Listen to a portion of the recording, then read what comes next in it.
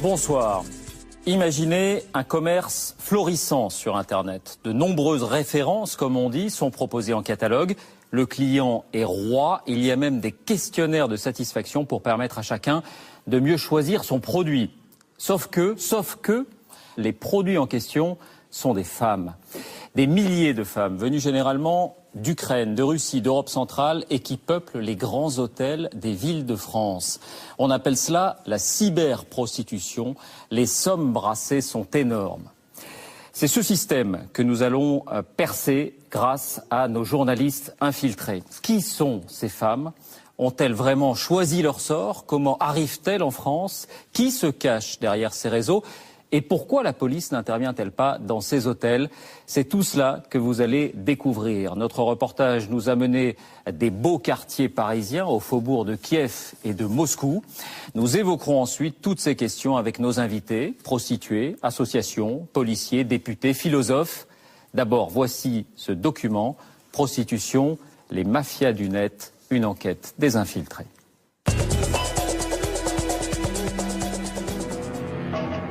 La prostitution, troisième trafic mondial après la drogue et les armes. En 2009, selon un rapport des Nations Unies, 20 millions de personnes seraient exploitées pour le commerce de leur corps. Des corps vendus ou loués chaque semaine par des proxénètes, installés entre autres dans les pays de l'Est. Pour nous, ce qui est important, c'est d'avoir des documents en règle. C'est d'être en sécurité, c'est-à-dire qu'on puisse revenir sain et sauve. Et qu'on passe un séjour agréable sur place. Et que nos clients soient normaux. Pendant plusieurs mois, notre journaliste a enquêté sur l'une de ces filières pour découvrir les méthodes et l'organisation de ces réseaux criminels. Une journée avec une fille chez nous, c'est 3 000 $.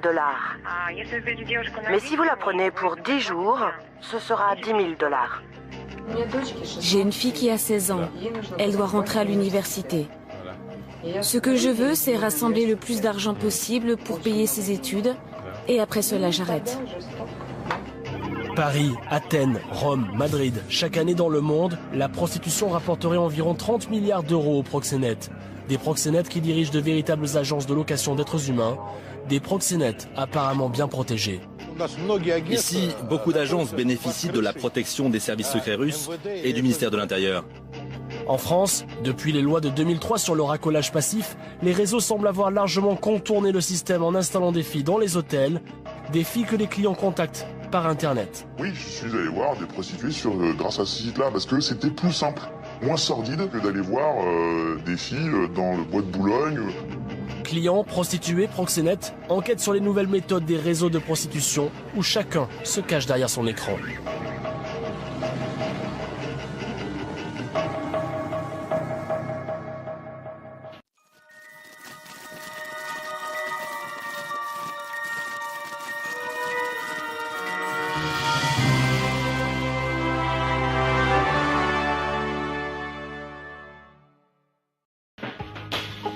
L'enquête démarre au printemps dernier à Paris. En quelques clics sur Internet, via les moteurs de recherche, je tombe sur de nombreuses annonces d'escort girl. En accès libre, je découvre de véritables portails Internet où sont référencées plusieurs centaines de prostituées, présentes en ce moment dans la capitale.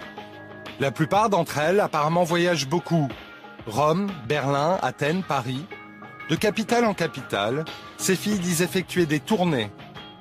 À Paris, ce jour-là, il y en avait 174. Sur ce site, les clients peuvent faire leur choix. Photos à l'appui. Très vite, je découvre que ces filles travaillent pour des compagnies bien précises, souvent basées en Russie. Des agences qui permettent même aux clients à l'avance de réserver en ligne. Le prix de la prestation y est clairement indiqué. Pour prendre rendez-vous avec ces escortes, il est possible de le faire par SMS. Mais c'est sur un téléphone russe qu'il faut les contacter. Qui dirige ces agences d'escorte? Comment s'organise ce que l'on appelle des sextours? Pour tenter de le découvrir, je décide de rencontrer l'une d'entre elles, se prénommant Irina, en envoyant un SMS de réservation. À peine 2 minutes plus tard, je reçois à mon tour un message. Irina, 15 h, pendant 1 heure, 250 €. L'agence m'indique l'adresse précise d'un établissement hôtelier situé dans le 15e arrondissement de Paris. Une fois arrivé dans le hall de cet hôtel de luxe, un message s'affiche à nouveau sur mon portable. Bonjour, Irina vous attend dans la chambre 113. Amusez-vous bien. Chambre 113 au premier étage. En me dirigeant vers les ascenseurs, j'essaie de voir si quelques souteneurs ou intermédiaires surveillent les alentours. Je ne vois personne. Derrière la porte de la chambre, une jeune femme d'une trentaine d'années. À peine rentrée dans la chambre, Irina envoie tout de suite un SMS au proxénète qui l'emploie pour lui confirmer mon arrivée. Une seconde, je leur écris. Même à plus de 3000 km de distance, la société semble garder un œil vigilant sur les affaires. C'est la première fois à Paris? Non. Non? Plusieurs fois? À Paris, c'est la 4e fois. Vous avez déjà été dans d'autres villes ou d'autres pays? Oui, j'ai été dans une autre ville aussi. En Italie, j'ai été à Milan. Puis je suis arrivée ici. Ah, c'est comme une tournée alors. Je suis allée à Nice et à Rome aussi.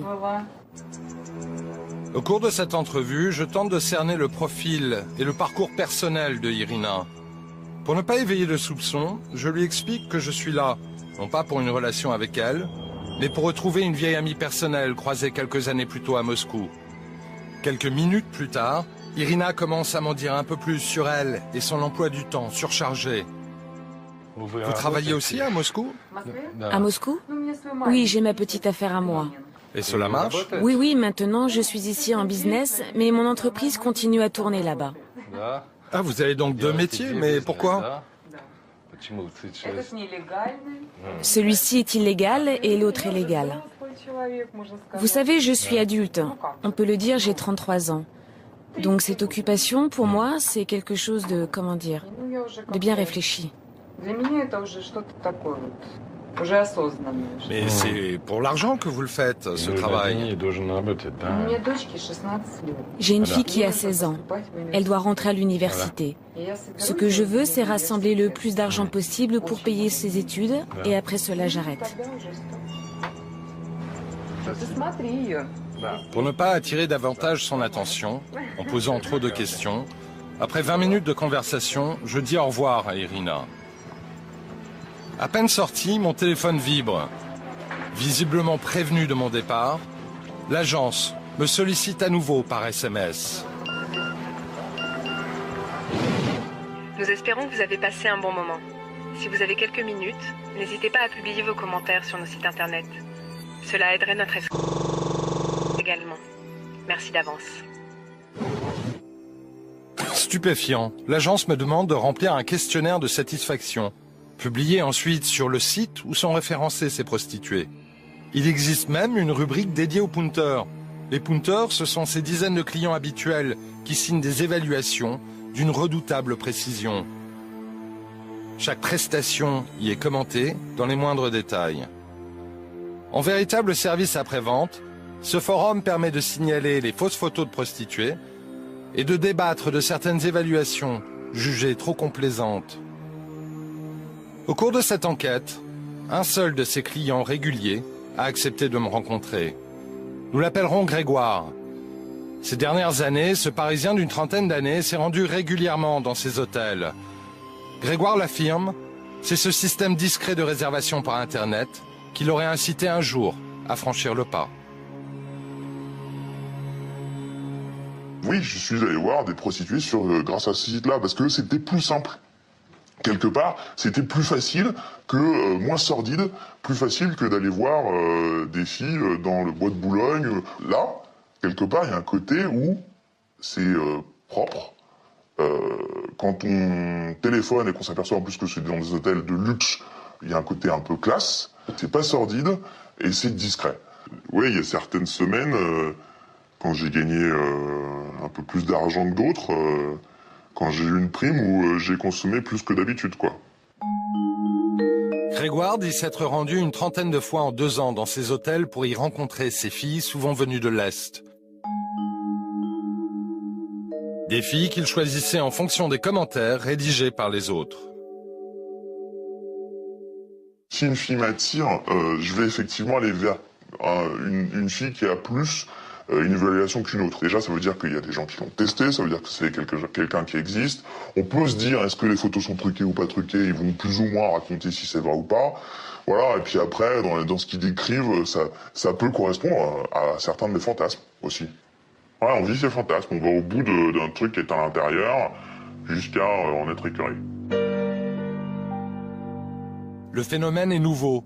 Dans le monde de la prostitution, le client était jusque-là celui qu'on ne voyait jamais.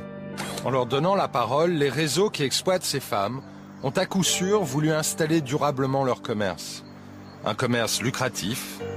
Selon mes informations, chaque prostituée, avec une moyenne de 5 clients par jour, rapporterait à son agence plus de 10 000 € par mois.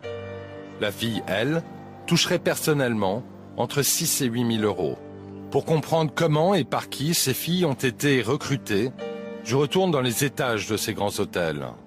C'est dans l'une de ces chambres que je vais en apprendre un peu plus, en rencontrant Olga, originaire d'Ukraine. Vous avez un message? Oui, c'est mon bureau. Je leur ai envoyé un message pour leur dire que vous étiez arrivé. Auprès de Olga, comme avec les autres, pour nouer le contact, je dis toujours être à la recherche d'informations sur une amie qui ferait sans doute le même travail. Mais pour pouvoir discuter avec elle, il me sera toujours demandé de payer. Oui, je travaillais en Ukraine. Je travaillais en tant que traductrice, anglais, ukrainien, russe. Mais après la crise, toute l'économie s'est effondrée. C'est pour ça que vous devez voyager? Oui. Ah d'accord. Mais est-ce que ça vaut vraiment le coup? Pourquoi avez-vous décidé de le faire? Tout simplement parce que je n'arrivais plus à joindre les deux bouts. Écoutez, j'ai essayé de travailler en Ukraine, mais je n'ai pas réussi. J'ai essayé plusieurs emplois, une fois en tant que manager dans une société, puis dans une deuxième société. J'ai aussi cumulé 2 emplois en même temps, ensuite dans une 3e société, mais cela n'a jamais marché. Olga m'explique plus tard que c'est l'agence qui s'est occupée de toutes les formalités pour obtenir le précieux sésame, le visa pour l'Europe. Oui, je suis passée par Athènes, car j'ai pu obtenir un visa Schengen grec, qui m'obligeait donc à transiter par la Grèce pour venir ici. Mais pourquoi? C'est comme ça que ça marche pour les Ukrainiens. Pourquoi c'est difficile? Tout le monde ne peut pas avoir un visa Schengen. Mais qu'est-ce qu'ils vous disent? Je devais moi-même présenter des documents. Je devais surtout leur prouver que je ne venais pas en tant que touriste pour essayer de m'installer de manière illégale en Europe. Mais l'agence ne vous aide pas pour ça? Si, ils m'ont aidé. Je leur ai donné tous mes documents. Mais j'ai quand même dû aller au consulat. Mais seulement une fois. Eux, ils s'étaient occupés de tout le reste. Ils avaient fait les réservations d'hôtel, ils avaient acheté le billet d'avion. J'ai juste eu à me présenter au consulat et leur dire que j'avais bien un travail et que je comptais revenir vivre en Ukraine.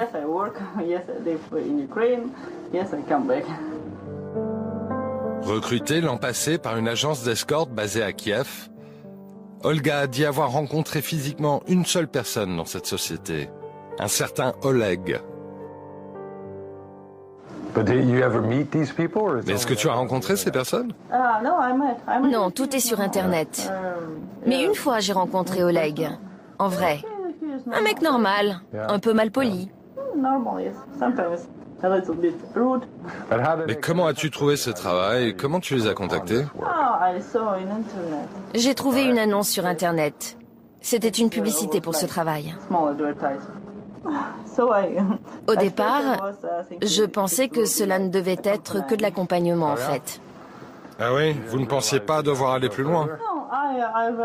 J'ai compris, mais je croyais au départ qu'il ne fallait faire que de l'accompagnement, car ils cherchaient des candidates avec beaucoup de diplômes, qui parlent plusieurs langues. Des personnes bien éduquées, quoi. Donc, je n'imaginais pas qu'il fallait rester à l'intérieur d'une chambre d'hôtel toute la journée. Des journées entières à rester cloîtrées dans l'hôtel. Parfois, pour plus de rentabilité, les agences vont même jusqu'à loger 2 prostituées par chambre. Des agences qui, même si elles n'exercent pas directement de contraintes physiques sur ces filles, les surveillent en permanence. Et c'est souvent la peur au ventre que les filles ouvrent la porte. La crainte de se retrouver seule à seule avec un client dangereux, sans pouvoir appeler qui que ce soit.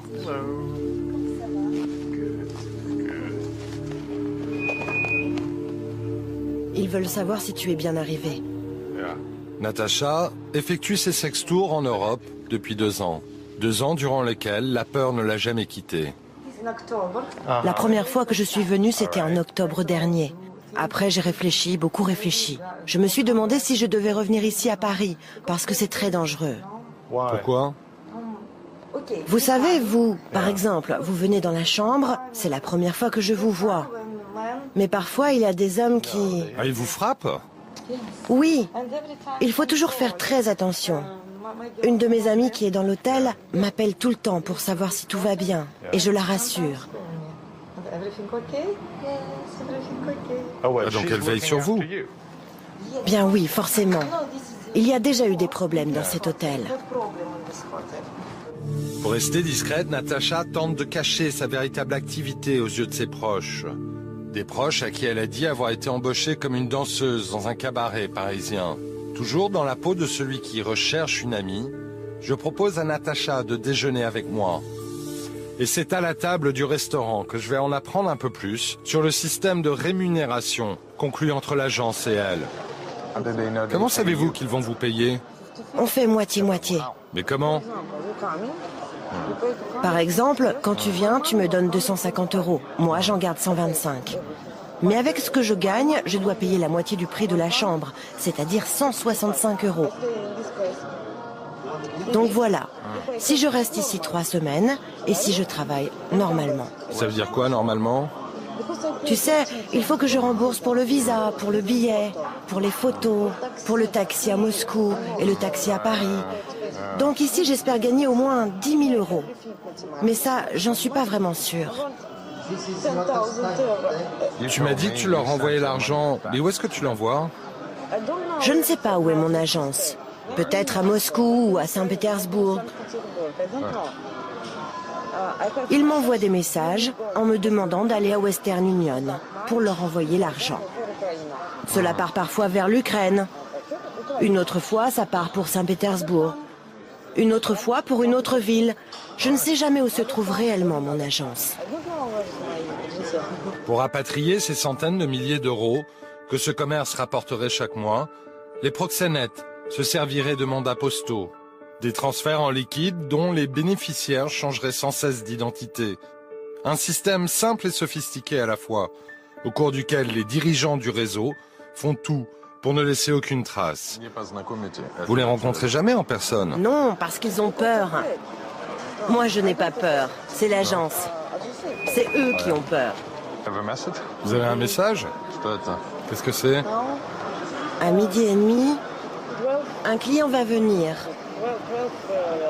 Et il va rester pendant 1 heure avec moi. En fait, c'est dans 20 minutes. Fin du déjeuner, je laisse Natacha retourner dans sa chambre pour le reste de la journée. Grâce à ces virements en liquide, ces proxénètes installés en Russie percevraient chaque année des centaines de milliers d'euros.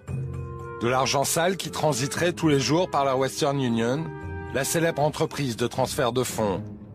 Pour cette enquête, j'ai demandé une interview à l'un de ses responsables pour savoir comment l'entreprise lutte contre un tel trafic. Une interview qui m'a été refusée. Seule la directrice de la communication de la compagnie a bien voulu me dire quelques mots au téléphone. Dans chaque pays, nous avons des montants maximum d'argent que l'on peut transférer. Des montants pour lesquels il faut présenter différents documents. Donc ça, c'est une première méthode de prévention. Ensuite, nous faisons appel dans nos services à des personnes très aguerries, qui sont généralement d'anciens policiers, qui préviennent tout de suite la police ou les autorités concernées lorsqu'une transaction est suspecte. Chez Western Union, tout serait donc fait pour freiner ou limiter ces transferts. Qu'en est-il des hôtels? Profitent-ils financièrement des centaines de chambres occupées à l'année et réservés par ces réseaux mafieux. À Paris, l'un d'entre eux serait plus fréquenté que les autres par ce type de clientèle. Sur les forums, les punters l'appellent même le bikini, en référence à la porte-maillot toute proche. Dans la peau d'un client de l'hôtel, je me suis rendu à nouveau en caméra cachée dans cet établissement. J'ai voulu savoir si le personnel était au courant de ce qui se tramait à l'intérieur d'une trentaine de leurs chambres. Tous les hôtels, il y en a, parce qu'il y en a partout. Il y en a partout. C'est elle qui contrôle pas. En face, c'est pareil. C'est quoi la face 2,50. 2,50 Entre 2,50 et 3,50. Pourquoi? Pour une heure ou là? Je sais pas, ça s'appelle prostitution moderne. Sur Internet. Dans les étages, en croisant l'un de ses employés, là encore, apparemment tout le monde semble au courant. Si, ils sont partout dans les étages. Ils sont partout, ouais. Partout. C'est vrai? Ouais, c'est ça. Vous envoyez souvent? Bien sûr, bien sûr. Vous envoyez souvent ici? Bien sûr. C'est vrai? Ouais. Quand c'est pour la réception, il y en a partout. Du premier jusqu'au 7e, ah ouais? il y en a partout. Mais combien? Ouais, ça dépend, il faut discuter avec eux.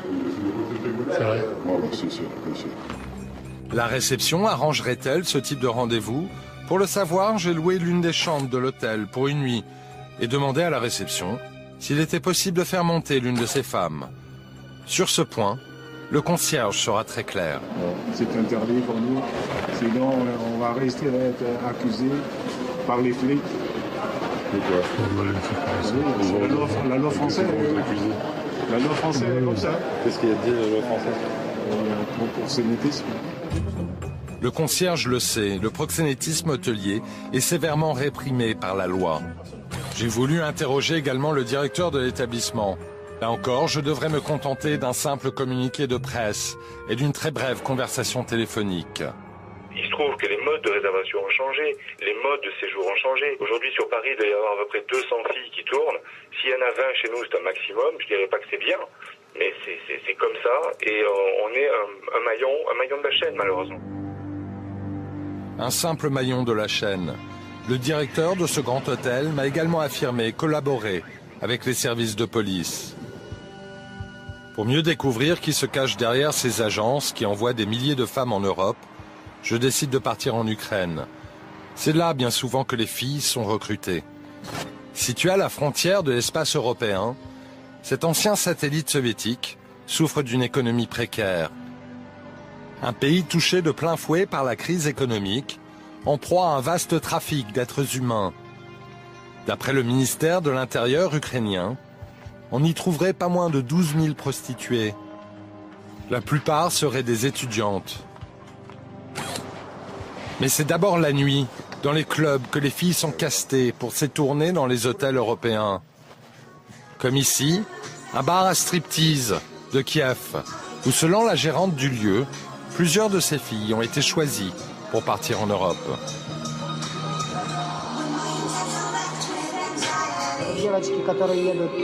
Vous savez, récemment, nos filles sont parties en Suisse et en Italie. Elles sont parties en tant que corps de ballet. Elles avaient un contrat où tout était écrit. Elles allaient gagner 1 600 € par mois et le contrat était établi pour 1 ou 2 mois. En précisant comment elles allaient être payées, en euros ou en dollars. Officiellement, les filles voyageraient grâce à un vrai faux visa de corps de ballet. Dans un pays où le salaire moyen est de 250 € par mois, il est souvent facile pour les recruteurs de trouver des candidates. À Kiev, une seule ONG se bat réellement contre le fléau de la prostitution. J'ai rendez-vous avec Anna Gutsol, la fondatrice de cette organisation, qui tous les dimanches organise dans le centre-ville de Kiev une marche pour sensibiliser les touristes étrangers et les mettre en garde contre ce business du sexe.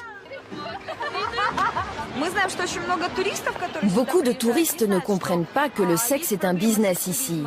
Ils ne savent pas que la prostitution est interdite en Ukraine, que l'Ukraine est aussi le pays le plus touché par le sida en Europe. Ils ne comprennent pas que quand ils payent une prostituée, cela relève de la criminalité et que c'est un milieu qui a beaucoup d'argent et qui est très dangereux. Avec ses 200 adhérentes, Anna Gutsol fait ce qu'elle peut pour tenter de changer les mentalités. Dans la capitale, Kiev, à la sortie des bouches de métro, Des centaines de petites annonces de recherche d'emploi sont placardées partout sur les murs. Mais c'est dans la plupart de ces journaux que l'on trouve des offres de travail d'un autre genre. Excusez-moi, je voudrais acheter des journaux avec des petites annonces. Il y en a plusieurs? Lequel? Celui-là? Merci. Dans l'un de ces journaux, aujourd'hui, 3 doubles pages d'offres d'emploi au salaire mirobolant. Pour des personnes attrayantes à partir de 18 ans, un travail sécurisé, un logement et des horaires souples. Le salaire de 150 à 250 $ de l'heure pour les jeunes filles. Des annonces qui ne précisent pas vraiment la nature réelle du travail à faire. Pour nous montrer qui se cache derrière ces numéros, Anna Gutzol accepte pour les besoins de mon enquête de contacter quelques-uns d'entre eux. Allô? Bonjour, je vous appelle au sujet de l'annonce pour un travail à l'étranger. Nous, ce qu'on fait, c'est que nous envoyons des filles pour travailler dans les clubs de striptease à Chypre. Et le travail, c'est pour début octobre, c'est ça? Oui, dès le début du mois d'octobre. Et donc moi, j'ai besoin de toutes les copies de vos documents. Car pour demander votre visa, nous avons besoin de réunir au moins 4 filles à l'avance. Et alors, on peut former un corps de ballet. Ah d'accord, donc on part en tant que corps de ballet. Un poste de danseuse sur l'île de Chypre. Sur Internet, nous avons trouvé le site du club en question. Pour Anna Gutzol, cela ne fait aucun doute. Une fois sur place, la candidate découvrira qu'il s'agit, en fait, de prostitution. Autre numéro, autre proposition. Là, il s'agirait de travailler dans le monde du show business. Ok. Il faut qu'on voit comment vous êtes. D'accord, mais vous pouvez me dire où en Europe? Quels sont les pays? Ça se passe en Europe. C'est en Italie et en Allemagne. Et vous pouvez me dire combien on peut gagner environ par mois? À partir de 8 000 € par mois. Ah, 8 000 € par mois. En août, l'une de nos filles a même gagné 10 000 €. C'est pour travailler dans le show business. Je pense que c'est une agence qui envoie les filles dans des bordels en Europe, et peut-être même dans des boîtes de nuit et des hôtels. À Kiev, c'est toujours le même discours, le même appât. Un boulot de danseuse à plusieurs milliers d'euros par mois, qui se termine dans les hôtels de ces grandes capitales de l'Europe. Pour promouvoir ce sordide commerce, certaines agences vont même jusqu'à diffuser sur Internet les vidéos de leurs prostituées. Un service marketing ultra sophistiqué, vantant les mérites de chaque escorte en tournée en ce moment dans les hôtels parisiens. Ces clips ont tous été tournés en Russie. Là, l'activité d'escorting est devenue une véritable industrie. Moscou, au mois d'octobre dernier. Pour découvrir comment les filières de la prostitution s'organisent, j'ai décidé de me faire passer moi-même pour un proxénète français. Un proxénète qui souhaite acheter plusieurs femmes pour remplir les chambres d'hôtel parisiennes. En arrivant dans la capitale, je compose un numéro trouvé sur le site qui diffuse les vidéos des prostituées. Mais malheureusement, le stock de l'agence semble vide en ce moment.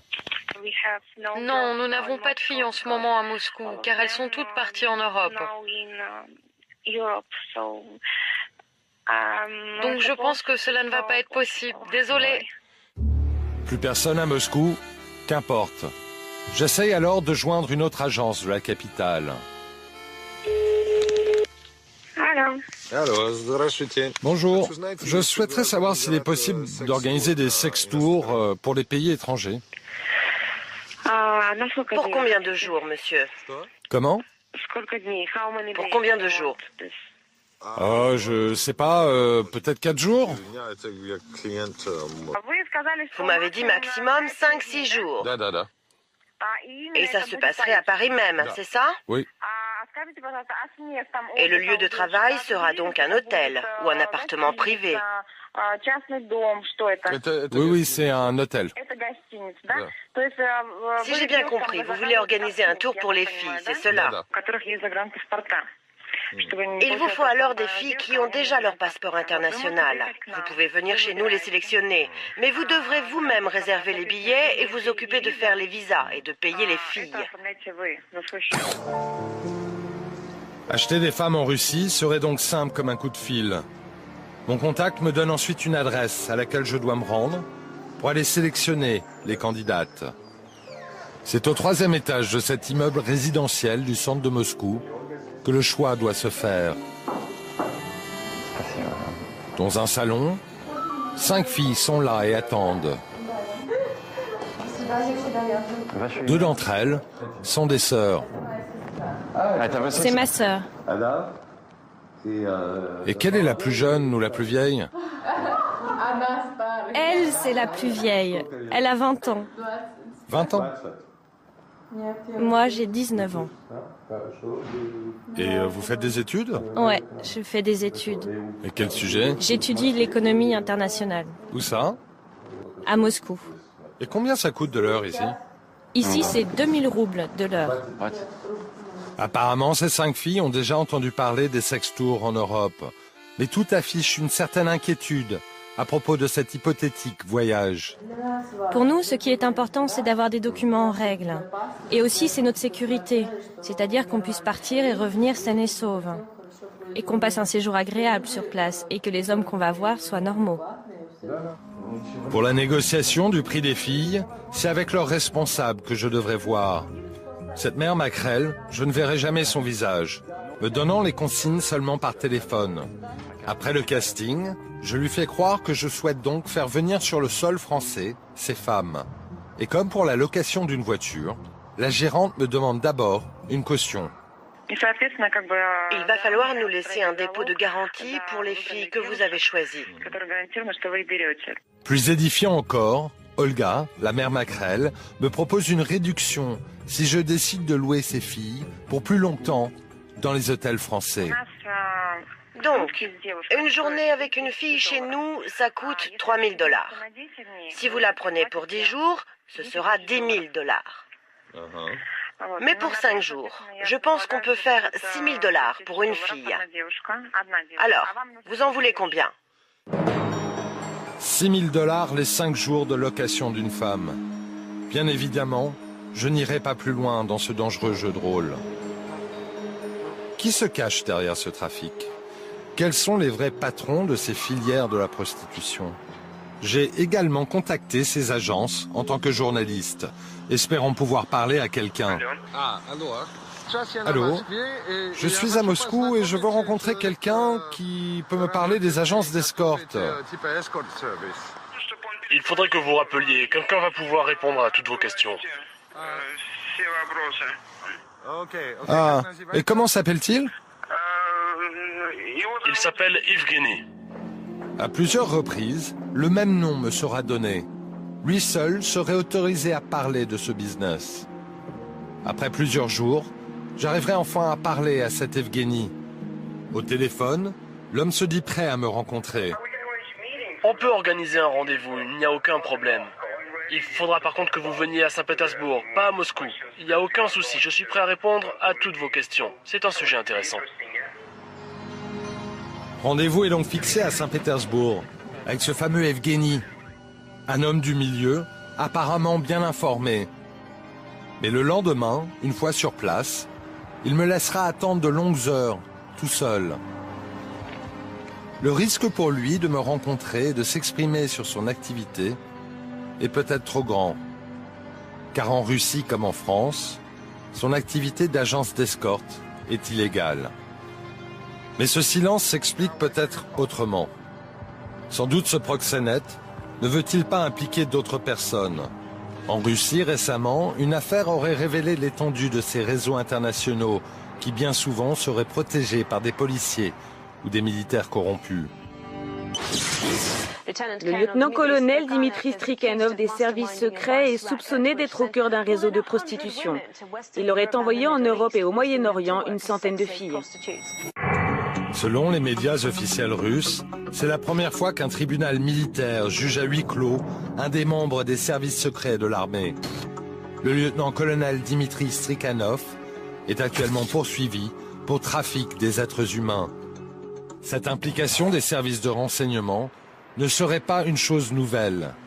C'est du moins ce que pense Sergei Kanev, ce journaliste spécialiste des affaires criminelles. Sergei Kanev a été à plusieurs reprises agressé physiquement pour ses reportages effectués sur le milieu. Les agences, chez nous, bénéficient d'une protection de la part des services secrets russes ou du ministère de l'Intérieur. On crée spécialement des agences pour cela, dans ce but précis. Les agences ont toute une vitrine officielle, une activité légale, et fonctionnent comme des agences de voyage. Mais d'un autre côté, ces sociétés envoient des filles à l'étranger se prostituer. Et comme d'habitude, ils ont une très bonne protection des services secrets et du ministère de l'Intérieur. On appelle ça un toit ici.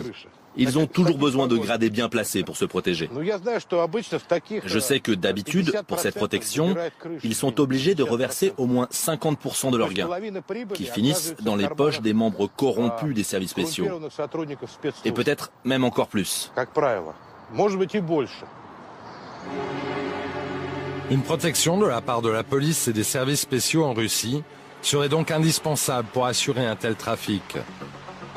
Bien souvent, les proxénètes ont également besoin de complicité dans les administrations pour obtenir des visas pour ces prostituées.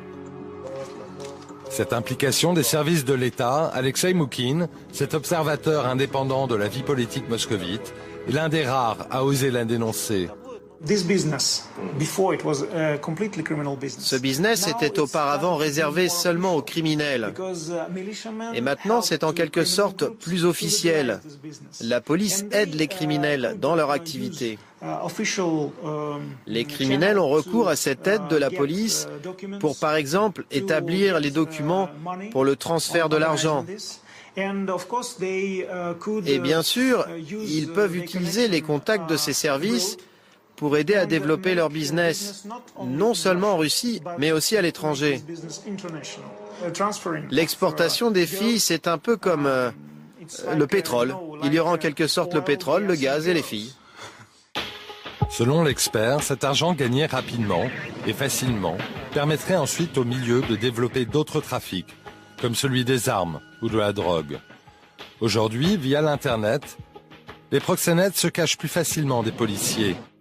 Complexe pour les services de police de surveiller les SMS envoyés sur des numéros russes.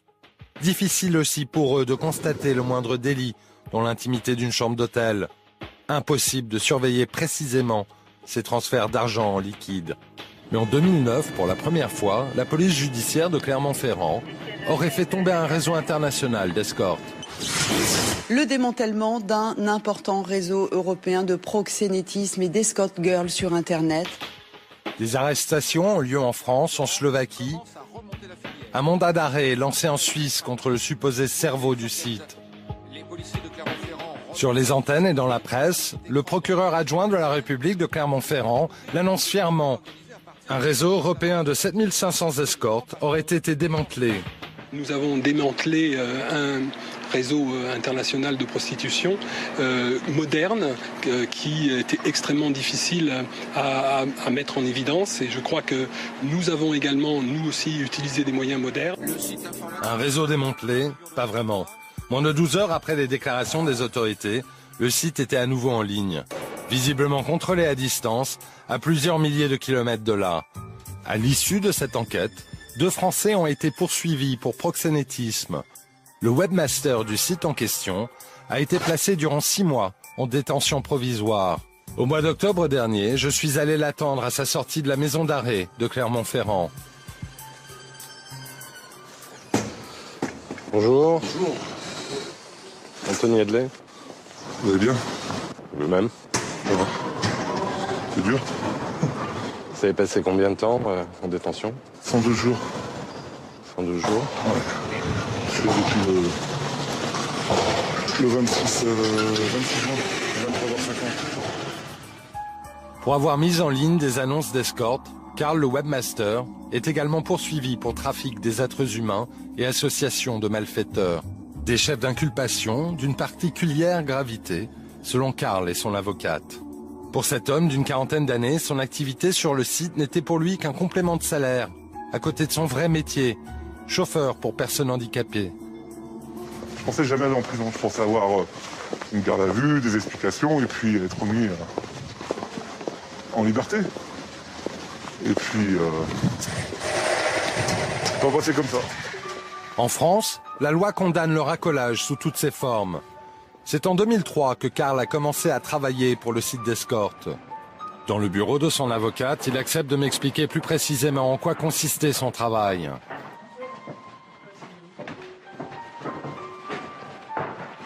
Les filles, elle est là, ajoutez votre profil avec photo maintenant. D'accord. Et elle s'inscrivait automatiquement. Et l'annonce était en suspens.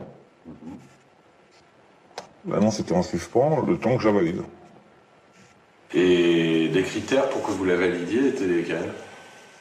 Avoir des photos réelles, qui ne soient pas piquées sur la toile, un numéro de téléphone valide, et puis un pays ou une ville qui corresponde à l'adresse IP de l'enregistrement. Mais à l'époque, vous ne réalisiez pas que c'était de la prostitution ou vous étiez naïf par rapport à ça? J'étais naïf par rapport à ça. Je savais que c'était de la prostitution, mais je voyais pas le réseau international comme c'est marqué partout. Je voyais pas le proxénétisme aggravé. Pour que ces annonces soient publiées en bonne position sur le site, les agences ou les prostituées elles-mêmes devaient payer jusqu'à 350 € par mois. Mais sur ce point, Karl le maintient. Il ne touchait lui que de maigres sommes comparées aux bénéfices gigantesques qu'aurait dégagé l'activité du site. Moi, je ne bénéficiais pas des abonnements qui étaient payés chaque mois par les escorts. J'avais un salaire qui correspondait entre 1000 et 1500 € par mois que j'allais chercher directement en Suisse. Et le chiffre d'affaires des annonces était entre 30 et 40 000 € par mois qui allaient directement aux propriétaires qui étaient en Suisse. Le propriétaire du site, lui, est toujours recherché pour trafic des êtres humains par la police française. Placé sous le coup d'un mandat d'arrêt international, l'homme habiterait en Suisse. Là-bas, il y serait à l'abri puisque le proxénétisme y est toléré. Il ne risque donc pas d'être livré à la France. Après plusieurs mois de tractation via son avocat parisien, le cerveau du réseau, comme les policiers le surnomment, a accepté de me rencontrer. La France sait que si elle lançait un mandat d'arrêt uniquement pour proxénétisme contre moi, il ne se passerait rien. Car dans 15 ou 20 pays européens, la prostitution est légale. Donc, ce que la justice française a fait, c'est qu'elle me poursuit pour des crimes bien plus sévères pour pouvoir m'arrêter et me faire juger en France. Pour le responsable du site, son travail ne serait pas vraiment celui d'un proxénète. Et même s'il reconnaît avoir bénéficié financièrement du système, il dit ne pas être le seul sur la toile à en avoir profité. Quand à l'époque, je voyais que même Google mettait en ligne des publicités pour des filles et des agences d'escorte en France, tout comme moi. Mais qu'est-ce que vous en pensez? Eux aussi gagnent beaucoup d'argent. Et Google.fr n'est pas le seul. Les hôtels à Paris, ces hôtels dans lesquels les filles font leur travail en vendant leur corps, eh bien ces hôtels, ils gagnent beaucoup d'argent. Et cet argent, ensuite elles vont au restaurant, elles le dépensent, et le restaurateur est bien content. Donc tout ça est un peu ridicule, tout ça me fait bien rigoler. Car en fait, tout le monde bénéficie de l'argent de la prostitution.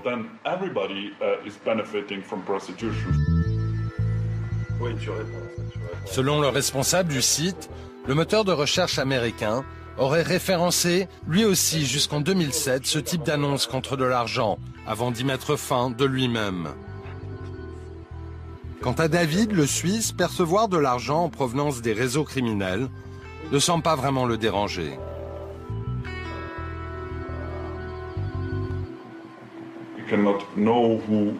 En fin de compte, on ne peut pas savoir qui est vraiment derrière tout ça, parce que nous sommes payés par carte de crédit ou par virement bancaire. Donc il est très difficile pour nous de voir qui sont les bons ou les méchants. David, le responsable de ce site, me dit ne pas connaître directement les agences d'escorte qui lui versent pourtant tous les jours de l'argent. D'ici quelques mois, cet homme d'affaires me le confie. Il compte s'attaquer au marché américain en diffusant plus largement son site. Avec le développement des nouvelles technologies, le proxénétisme semble avoir pris aujourd'hui plus de vitesse. Un terrain sur lequel les cybercriminels donnent l'impression d'avoir une certaine longueur d'avance sur les services de police.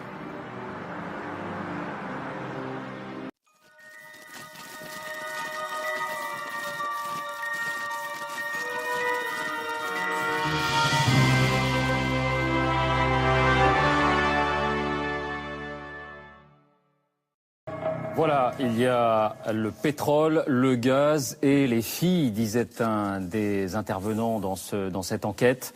C'est bien un supermarché international de la prostitution que nous dévoile ce document. Et c'est le sujet dont nous allons débattre maintenant. Avec nous ce soir, Jean-Marc Souvira. Bonsoir. Bonsoir. Vous êtes commissaire divisionnaire et vous dirigez l'OCTRAI, l'Office central pour la répression du trafic des êtres humains. Votre première réaction à ce film, on imagine que vous n'avez pas vraiment découvert quelque chose, mais est-ce que vous connaissiez le degré de précision de cette organisation-là? Oui, bien sûr. Ce sont des phénomènes que l'on connaît très bien et on est dans le rapport marchand-marchandise. J'emploie des mots peut-être un peu forts, mais on voit très bien. C'est bien à ça que ça ressemble. Mais on voit très bien quelle est l'implication des uns et des autres. Et même quand les jeunes femmes parlent, on les sent toujours un peu sur la réserve. En fait, avant de venir, j'ai regardé sur un moteur de recherche bien connu combien de sites d'escort girl étaient référencés. Il y en avait sur le web 2 500 000. 2 500 000 sites. Oui, chacun peut le vérifier ce soir en regardant sur un moteur de recherche bien connu. Donc ça veut dire que l'Europe, le monde est traversé par les réseaux d'escorte. Avec nous également Lisa, bonsoir. Vous êtes prostituée, vous avez débuté en France, vous travaillez maintenant en Suisse où vous dirigez, comment on appelle cela, un salon érotique? Tout à fait, je dirige un salon érotique à Genève, oui. Puisque nous avons Palier-sur-Rue. Une sorte de maison close en quelque sorte. Voilà, tout à fait, oui. Votre sentiment à la vision de ce film, est-ce que c'est une autre facette du métier que vous découvrez? C'est effarant. Pour moi, c'est le côté le plus mauvais, le plus malsain qui puisse exister dans la prostitution. Elles sont exploitées, elles sont toujours contrôlées, surveillées, et elles ne font pas spécialement les choses comme elles le souhaitent, ni de la façon dont elles le souhaiteraient. Ici, on leur prend 50% de leurs recettes. Non, c'est effarant. On aura l'occasion d'en reparler. Bonsoir Sylviana Kaczynski, vous êtes philosophe et vous avez beaucoup travaillé sur ces sujets qui ont trait au corps et à la marchandisation du corps. Votre sentiment, vous êtes impressionné, vous êtes consterné par ce que vous avez vu? Ça ne m'étonne pas du tout parce que tout ça est très bien connu. Et j'ai été frappée de voir que ce sont souvent dans les mêmes pays. Je voyais Chypre, la Géorgie, Kiev, que s'organise par exemple dans le marché procréatif, le marché des ovocytes pour les femmes, le marché des mères porteuses et finalement les réseaux de prostitution qui recrutent beaucoup de filles. Donc il y a une relation, c'est pas la même chose, mais il y a une relation entre le fait que ces jeunes femmes, sur le fond évidemment d'une misère très grande et d'un chômage qui s'étend, eh bien, sont la proie de réseaux extrêmement importants, on le voit bien, de réseaux énormes de proxénétisme. Il faut parler ici de systèmes prostitutionnels. C'est pas de l'artisanat, c'est des énormes systèmes prostitutionnels. On comprend très bien et on voit pas comment il pourrait en être autrement qu'il n'y a pas de prostitution sans système prostitutionnel avec proxénètes qui en profitent. Et il y a beaucoup de gens qui tombent sous cette catégorie finalement de profiteurs de la prostitution. Donc pas de différence entre un désir individuel de se prostituer et proxénétisme, il n'y en a pas. D'autre part, on voit aussi le statut des femmes comme pur et simple, vous l'avez rappelé, objet de consommation, comme chair, comme viande à vendre et comme chose offerte au consommateur qui lui-même parle de consommation et des femmes, des filles comme des objets de consommation. Et puis ce qu'on perçoit aussi, c'est la peur de ces jeunes femmes. Le secret, le mystère, tout le monde a peur parce que tout le monde a finalement quelque part honte de cela, parce que il y a un sentiment confus que c'est une façon bizarre de traiter les femmes, et puis la peur des femmes, parce que dans la consommation sexuelle, dans la relation prostitutionnelle, il y a toujours un risque, elles le connaissent et elles ont peur. Ce qui manque quand même à ce documentaire, au fond, c'est la nature même, on y reviendra, mais la nature même profondément inégale et dégradante du commerce dans la prostitution. Alors ça, je pense qu'on y reviendra. On est là pour en parler aussi maintenant, on va y revenir dans quelques minutes. Bonsoir Chantal Brunel. Bonsoir. Vous êtes députée UMP, vous êtes beaucoup intéressée également au sujet, vous êtes l'auteur notamment d'une proposition de loi sur laquelle on aura l'occasion également de revenir, mais votre sentiment après ce film? Écoutez, ça ce sont les aspects négatifs de l'ouverture des frontières, de la mondialisation des échanges et d'Internet. Et puis de la misère, parce que toutes ces filles, c'est la misère qui les attire dans ces réseaux. Et je crois qu'on n'échappera pas un jour à une réunion internationale et un contrôle d'Internet. Internet, on a des scènes de pédopornographie, on a des scènes de torture, et je crois qu'il faudra quand même qu'on réglemente Internet au niveau mondial. Il va falloir des accords internationaux, car on ne peut pas continuer. Et je crois qu'on a un problème, la classe politique, on doit réfléchir à ce sujet. Bonsoir Bernard Lemaître. Bonsoir. Vous êtes président du NI, tout à fait. Une association qui se prononce pour l'abolition de la prostitution. Oui. Qu'avez-vous appris dans ce film? Rien. Sinon que vous saviez tout ? De voir une fois de plus que c'est une entreprise criminelle, une machine à broyer l'humain, alimentée par des hommes qui sont clients. Vous soupçonniez, encore une fois, ce degré de maîtrise de tout le processus de A à Z? Bien sûr, parce que les personnes qu'on accompagne dans ce qu'on appelle la réinsertion sociale, qui au fur et à mesure des mois et des années révèlent en quelque sorte cet itinéraire dans lequel elles ont été happées en quelque sorte. Moi je dirais, ce document me dit une fois de plus qu'il n'y a pas de différence entre ce système qu'on vient de voir et l'ensemble de la prostitution. Il n'y aurait pas une prostitution sale et une autre qui serait propre. Non, alors, deux appréciations différentes par rapport à ce qu'on a entendu. Mais bien sûr. Ça sera aussi l'objet de notre discussion désormais. D'abord, je vais donner la parole à Jeanine Mosus-Lavaux. Bonsoir. Bonsoir. Vous êtes politologue et si on vous a invité, c'est parce qu'il y a quelques années, vous avez fait une très grande étude, une étude de terrain, comme on dit, sur la prostitution. Votre réaction après cette enquête? Alors, cette enquête, je trouve qu'il sera très intéressante pour les téléspectateurs. Bon, personnellement, on m'a pas appris grand-chose parce que je travaille sur ces questions depuis un certain temps, mais ça permet quand même de montrer un élément qui est important et qui, pour ce qui concerne la France, s'est particulièrement développé depuis 2003. Et c'est vrai que à partir de 2003, c'est-à-dire de la loi sur la sécurité intérieure de Nicolas Sarkozy, qui instaure le racolage passif et qui, de fait, pour faire plaisir aux riverains, a nettoyé les rues, a essayé d'éradiquer la prostitution de rue, eh bien, depuis cette date, il y a eu une explosion de la proposition de prostitution sur Internet. Et c'est vrai que ça signifie pour les filles une mise en danger beaucoup plus importante que celle qu'elles avaient dans la rue.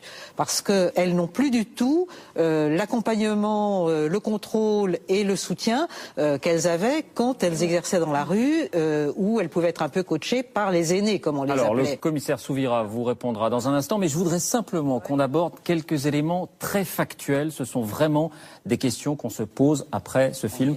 Jeanine Mosus-Lavaux ou commissaire Souvira, peut-être vous allez nous aider à y répondre. Combien de femmes cela concerne? Est-ce que ça se chiffre en centaines? Est-ce que ça se chiffre en milliers, en dizaines de milliers, pour ne parler que de la France? Alors, que de la France, je dirais qu'on est le pays le moins concerné au sein de l'Europe. Et on a une évaluation qui n'est pas scientifique, mais qui est à peu près au regard des différents contrôles, etc. On est autour de 15 à 18 000 jeunes femmes qui se prostituent. Qui se prostituent sur la voie publique. Et via Internet? Non, ça on ne peut pas le dire. Ça, c'est impossible. C'est impossible à dire. On ne peut pas quantifier le nombre de personnes qui se prostituent. On a l'impression que ce sont des rotations, c'est-à-dire presque saisonnières, où des fournées, entre guillemets, de femmes arrivent, puis repartent. Ces femmes qui vendent leur corps sur Internet, ce sont pour l'essentiel des étrangères, ou est-ce qu'il y a des Françaises aussi? Oui, mais vous venez d'employer un mot. Oui, allez-y, j'en prie. Vous venez d'employer un mot qui se vendent, qui se prostituent. Qui vendent leur corps. Moi, j'aime mieux que l'on dise que l'on prostitue. Parce que c'est encore une fois rejeter la faute sur les femmes, comme si elles auraient choisi, comme si... voilà. Et moi, je pense qu'on est là dans un trafic, donc que l'on prostitue. Alors, la question qui est posée, la question que vous posez, c'est bien celle qu'on se pose aussi en voyant ce film. Est-ce que ces femmes le font volontairement, ou est-ce qu'elles sont prises dans un engrenage? Je veux vous entendre les uns et les autres là-dessus. Commissaire Souvira. Donc là, on reste toujours sur le thème d'Internet. Absolument, sur ce qu'on a vu dans le film. D'accord. On a le sentiment que ces femmes, finalement, on ne sait pas très bien. On a le sentiment qu'il y a une ambiguïté. Faut pas se retourner contre Internet non plus. Non, mais le sujet c'était sur Internet là. Utilise cet outil Internet. Partons du film en tout cas. La question, c'est le système prostitutionnel. C'est pas Internet. Mais c'est par rapport au sujet que nous venons de voir. Bien sûr. Déjà, moi, je fais une petite parenthèse, enfin une précision plutôt. La loi de sécurité intérieure n'a pas transformé les filles de la voie publique sur Internet. C'est-à-dire que ce sont deux catégories de personnes totalement différentes. Les jeunes ukrainiennes, russes que nous avons vues dans les hôtels ne viennent jamais sur la voie publique. Donc il y a deux choses différentes. Il y a les jeunes femmes de voie publique en France, ce sont des Roumaines, des Bulgares, essentiellement de la communauté rome, tziganes, ensuite des Nigérianes et des Camerounaises. Et sur Internet, on a plutôt une population qui vient d'Ukraine, de Russie, de Biélorussie. On a vraiment deux populations différentes. Alors, est-ce qu'elles se prostituent volontairement ? Au départ, vous avez une partie de la réponse dans le reportage. Je suis allé, je croyais que j'allais faire une démonstration artistique, je croyais que j'allais accompagner des gens toute une journée, etc. Au départ, il y a une présentation qui est tendancieuse, complètement tendancieuse. Et en plus, il faut dire que certaines jeunes femmes veulent bien croire à ça. C'est-à-dire que, comme le disaient fort bien nos interlocuteurs, c'est qu'il y a une prostitution de misère. On l'a bien vu en Ukraine, ce sont des gens qui sont vraiment économiquement... Et en même temps, on entend des femmes dire, voilà, c'est pour payer les études supérieures de ma fille. On n'a pas le sentiment que ce sont des gens, voilà, qui n'ont pas d'autres alternatives. Il y a aussi des femmes, il ne faut pas se le cacher, bien sûr, visiblement, qui le font pour j'allais dire, améliorer l'ordinaire. Pardonnez-moi cette expression. On a vu une expression, c'était la prostitution de fin de mois. Oui. Dans les années 70-80, les services de police parlaient de prostitution de fin de mois, où on voyait toute une catégorie de personnes, de jeunes femmes, qui allaient se prostituer pour boucler les deux bouts. Et c'est une question très importante, parce que c'est pas la même chose d'être dans un système où chacun finalement fait ce qu'il veut de lui-même, ou un système où il y a coercition, même si elle ne s'affiche pas en tant que telle, Sylviane Agacinski. Je disais que c'est un peu un faux problème, parce que la question de fond est effectivement de savoir quelle est la légitimité, voire la légalité d'une certaine relation prostitutionnelle, c'est-à-dire de la vente du corps de femme, de la consommation par des consommateurs du corps d'une femme. Alors, ou bien ce système apparaît comme parfaitement normal, légitime, voire un job comme un autre, ou bien il apparaît comme une relation totalement inégale, dégradante également à l'égard du corps de ces femmes qui deviennent des objets, totalement inégale aussi dans la mesure où elles sacrifient leur propre désir sexuel, leur propre personnalité, et ça fait partie de nos conceptions juridiques de considérer que la personne est également son corps. Donc, relation complètement inégale. Et puis surtout, si vous voulez, à partir du moment où le marché existe, faut prendre le problème du marché. Voilà, des femmes sont des marchandises. Le problème du marché... Et en même temps, c'est un marché vieux comme le monde. On dit c'est le plus vieux métier du monde. C'est pas pour ça que c'est bien. Non, bien sûr. C'est pas parce que c'est vieux comme le monde. Est-ce qu'il n'y a pas un principe de réalité? Je vais prendre une comparaison. Prenez un autre système qui est vieux comme le monde, exactement comme la prostitution, qui s'appelle l'esclavage.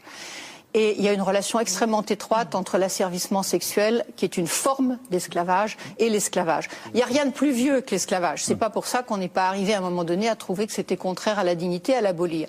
À partir du moment où le système existe, vous allez dire à quelqu'un qui est dans la misère, qui a besoin, soit dans la misère la plus noire, soit qui veut payer des études à sa fille, et dans ce système, elle peut se dire, tiens, je peux gagner des sommes importantes en vendant mon sexe. Voir concrètement ce que ça veut dire. Ça veut dire des dizaines de passes par jour, ça veut dire de vendre son vagin, son anus, sa bouche, son corps tout entier. Je veux dire, il faut voir concrètement ce que c'est que la prostitution. Il ne faut pas être... Non, mais vous avez raison d'employer les mots. Le mot escort girl, c'est encore un de ces mots qui sert de masse. Donc, à partir du moment où vous avez ce système, vous accordez à la liberté individuelle la possibilité d'entrer dedans. Mais le problème juridique, le problème du droit, le problème d'une civilisation, c'est pas une question de morale individuelle, c'est de savoir si cette relation-là, si le fait de permettre aux femmes et aux consommateurs d'entrer dans cette relation-là, c'est une liberté ou pas. À partir du moment où on dit c'est normal, c'est comme si vous disiez,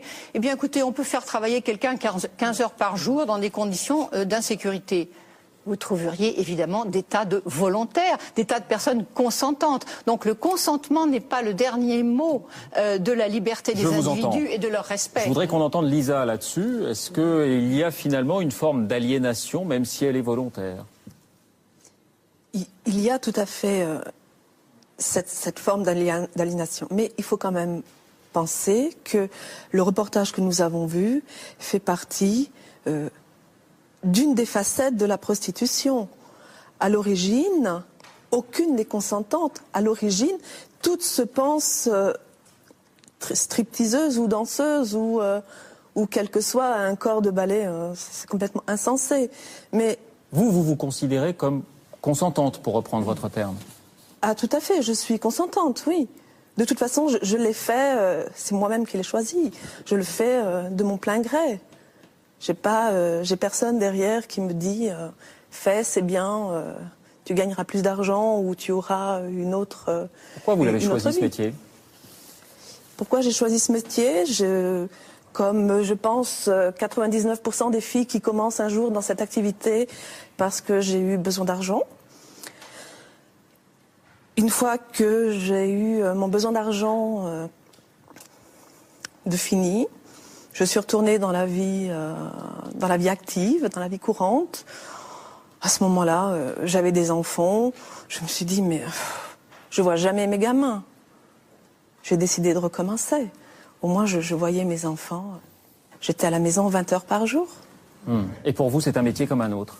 Ah, tout à fait, oui. Ça vous choque ce que dit Sylviana Gazinski?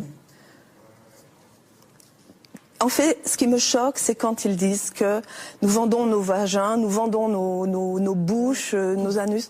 Non, en fait, nous vendons un service. De toute façon, c'est pas dur.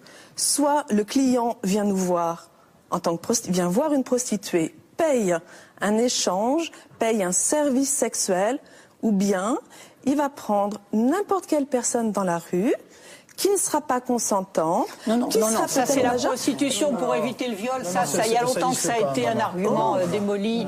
Ça n'a rien à voir. La question est vraiment de la mentalité, de savoir si les femmes sont des objets de consommation tarifés, et la différence entre un travail qui consiste à vendre, un travail intellectuel, manuel. Il n'y a aucun travail dégradant, même un travail sale.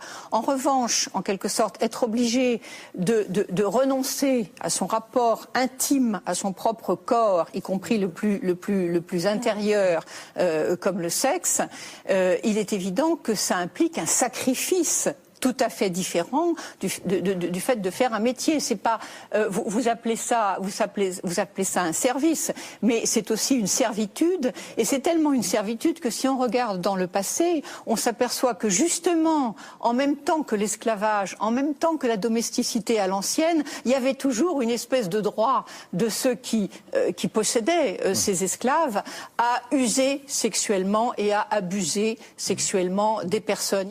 Janine Mossus-Lavo, oui. Est-ce que vous avez rencontré lors de votre enquête des prostituées volontaires et heureuses? Oui, j'en ai rencontré, mais je vais y revenir. Mais ce que je voudrais dire avant, c'est que l'expression, puisqu'elle a été employée plusieurs fois, y compris par vous-même, vendre son corps, je pense, ne correspond pas à la situation. Les prostituées vendent des services sexuels, leur corps, que je sache, elles repartent après la passe. Hein. Alors, et ce que je voudrais dire, justement, c'est que je pense que les prostituées, on peut considérer qu'il y a trois groupes. Il y a d'un côté, à un pôle, il y a les esclaves, les victimes de la traite, et là on est tous d'accord pour dire qu'il faut lutter contre ça, et que c'est vraiment un fléau, et que c'est un business, que c'est comme le trafic d'armes, c'est pire que le trafic d'armes, etc. C'était le cas dans l'enquête que nous avons vue d'après vous? Alors, c'est plus compliqué. À l'autre bout, je dirais l'autre pôle, il y a effectivement des prostituées, celles qu'en France on appelle les traditionnelles, qui déclarent, alors on ne sait pas toujours si c'est vrai ou pas, mais en tout cas qui déclarent qu'elles sont libres, qu'elles ne sont pas sous contrainte, qui ont parfois ce qu'elles appellent des proxénètes de soutien, c'est-à-dire leur mari, leur fils ou le compagnon, parce qu'elles veulent vivre comme tout le monde. Et entre les deux, je dirais qu'il y a une zone grise qui correspond plus, je trouve, à ce qu'on voit dans le film, c'est-à-dire toutes ces femmes, notamment, et celles qui viennent de l'étranger, et qui souvent, même si elles disent on m'a dit que c'était pour garder des enfants ou être serveuse, etc., savaient très bien, au départ, ce qu'elles allaient faire en France. Il y a toutes ces femmes qui viennent parce que, effectivement, elles sont poussées.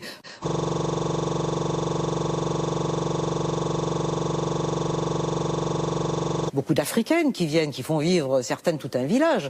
Il y a vraiment la misère économique qui joue et qui fait que quand vous n'avez pas à manger dans votre pays, vous cherchez un peu n'importe quoi dans un autre pays qui vous permet de vous nourrir et de nous nourrir les vôtres. Donc je crois qu'il faut... Elles sont recrutées, les Africaines. Oui. Je ne vais pas vous l'apprendre. Vous non, savez aussi qu'on dit qu'elles participent à la prostitution la plus dégradante, c'est-à-dire celle qui a lieu dans les pays légalistes où il y a des maisons closes comme la Hollande ou comme l'Allemagne, et où on dit que précisément ces Africaines servent puisque vous appelez ça des services, dans cette prostitution qui implique parfois la scatophilie et la zoophilie. Alors il faut quand même savoir de quoi on parle. Mais ça existe aussi, ça existe aussi à Paris, avec d'autres types de prostituées. Je ne suis pas complètement d'accord avec Agnès Madame Magazinski sur ce qu'elle a dit tout à l'heure. Lorsqu'une femme de façon momentanée, quand elle veut, à un endroit où elle veut, dans les conditions où elle veut, a envie de faire, d'avoir de l'argent en échange, je veux dire, d'un commerce sexuel, je veux dire, quand elle le fait, c'est sa propre liberté, c'est son choix pour moi. C'est une vue de l'esprit, ça, madame. Non, on a vu le système. Je vous ai pas interrompu. Je vous parle pas de ça. Je vous parle. Oui, il faut qu'elle rembourse l'hôtel, il faut qu'elle rembourse le voyage, il faut qu'elle rembourse le proxénète. Ensuite, il faut qu'elle paye ses impôts. Il faut qu'elle paye ses impôts et elle est prise. Et ensuite, on la drogue. Qui volontairement. Je ne parle pas de la prostitution organisée, de l'organisation de la traite des êtres humains. C'est une violence atroce. Vous évoquiez, il y a 10 minutes, le cas de la femme qui, de façon très ponctuelle, dans le cadre qu'elle a choisi et comme elle veut, fait commerce de son corps. Après tout, c'est aussi une liberté de la femme. Voilà, comme porter la burqa et vendre son utérus, c'est exactement le même raisonnement, madame. C'est le même raisonnement. Ce que je dis, on a aujourd'hui un vrai problème. On a un vrai problème de clandestinité, on a un vrai problème, il semble, que plus 80% effectivement des prostituées soient l'objet de la traite des êtres humains, et c'est sur ce sujet-là qu'il faut travailler. Et c'est pour ça que peut-être faire des endroits éventuellement dédiés éloignerait les réseaux mafieux. De toute façon, la prostitution est quelque chose qui existe. Ça, on en parlera dans un instant. Non, mais la prostitution est quelque chose qui existe. J'y suis, comme tout le monde, tout à fait hostile et opposé. Il faut se battre là-dessus, mais on va pas. Les gens disent il faut la faire disparaître et l'abolir. Hélas, elle existe tant que le monde est monde, elle existe. Et c'est vrai que nous avons un vrai rendez-vous avec Internet. Un dernier point précis là-dessus, commissaire Souvira. Si l'une de ces femmes qu'on a vues dans le film décide de dire non, je rentre chez moi, je ne resterai pas dans ces hôtels à faire 5 ou 6 passes dans la journée, est-ce qu'elle peut le faire? Est-ce que vous avez l'expérience de cas comme ça? Qu'est-ce qui se passe dans ces cas-là? Elles ne peuvent pas le faire au sens... vous pensez qu'elles ont un libre arbitre. Vous avez bien vu qu'il y a toute une histoire de visa, de papier, d'envoi d'argent régulier, etc. Il y a une partie du document qu'on ne voit pas, de notre expérience, c'est la première fille. Donc il y a en général une première fille qui encadre le réseau d'escorte, qui se déplace d'hôtel en hôtel, et c'est bien souvent elle qui récupère l'argent et qui vérifie que tout se passe bien. Donc nous, quand nous travaillons sur les réseaux, on travaille sur les premières filles. Donc qui font l'intermédiaire entre les filles et le chef du réseau qui reste dans son pays. Mais ce que vous dites est intéressant parce que la personne ne peut pas quitter spontanément le pays. Déjà, elle ne parle pas le français. Elle ne sait pas si, en France, on poursuit ou on ne poursuit pas les prostituées.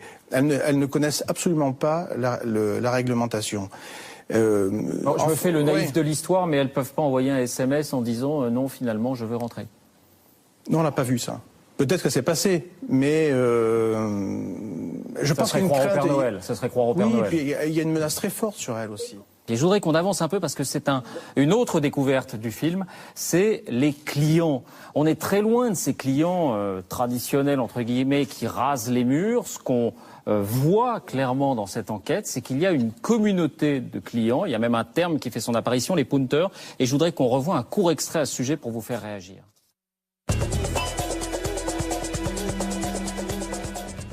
Si une fille m'attire, je vais effectivement aller vers une fille qui a plus une évaluation qu'une autre. Déjà, ça veut dire qu'il y a des gens qui l'ont testé, ça veut dire que c'est quelqu'un qui existe. On peut se dire, est-ce que les photos sont truquées ou pas truquées? Ils vont plus ou moins raconter si c'est vrai ou pas. Voilà, et puis après, dans ce qu'ils décrivent, ça peut correspondre à certains de mes fantasmes aussi.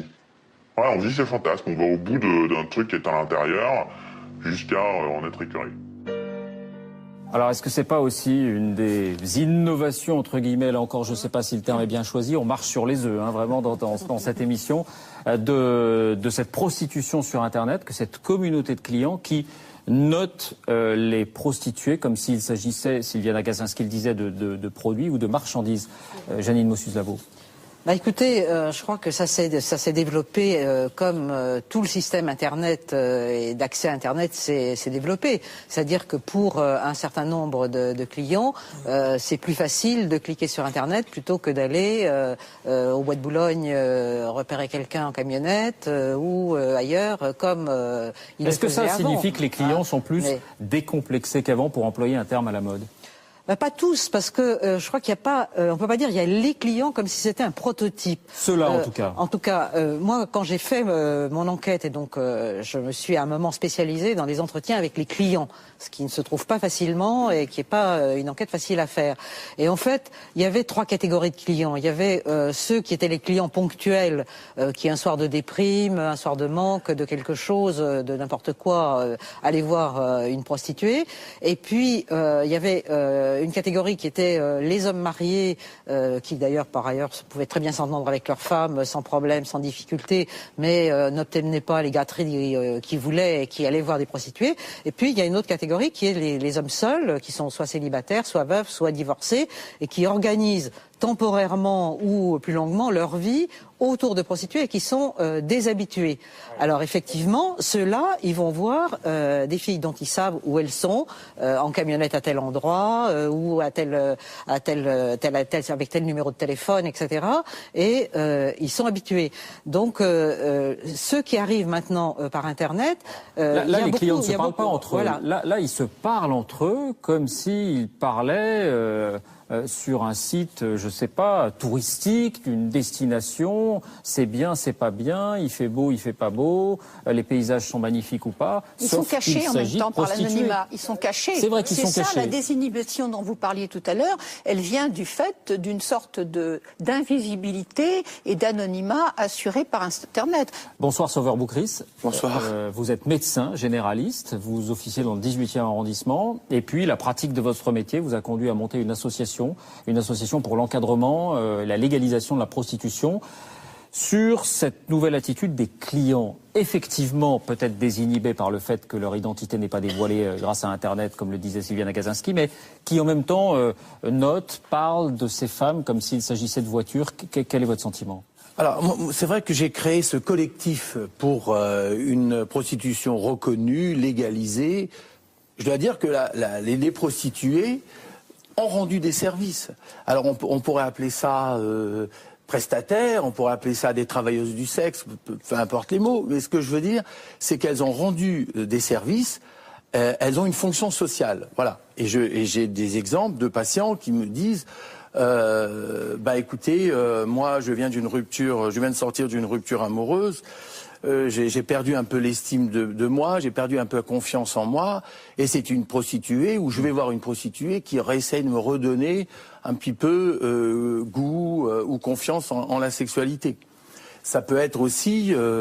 Quelle conception du rapport homme-femme, c'est admirable. Non, mais c'est une réalité.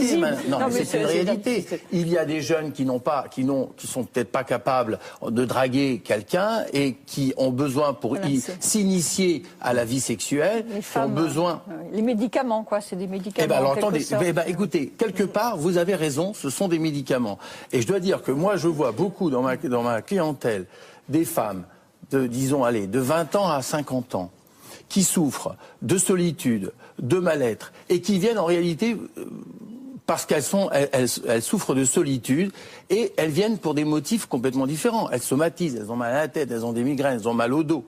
Et quand on les examine, on trouve rien d'exceptionnel, et surtout, on sait très bien que derrière ce symptôme affiché, il y a une souffrance. Et j'aimerais bien, si on pouvait leur prescrire, si je peux dire, une relation affective, parce qu'il n'y a pas que la sexualité dans la relation homme-femme, il y a aussi la relation affective. C'est vrai que ça marche pour l'instant à sens unique. Enfin, bien sûr, il y a aussi la prostitution masculine pour les femmes. Justement, on n'en a pas parlé, mais parce que c'est encore très tabou.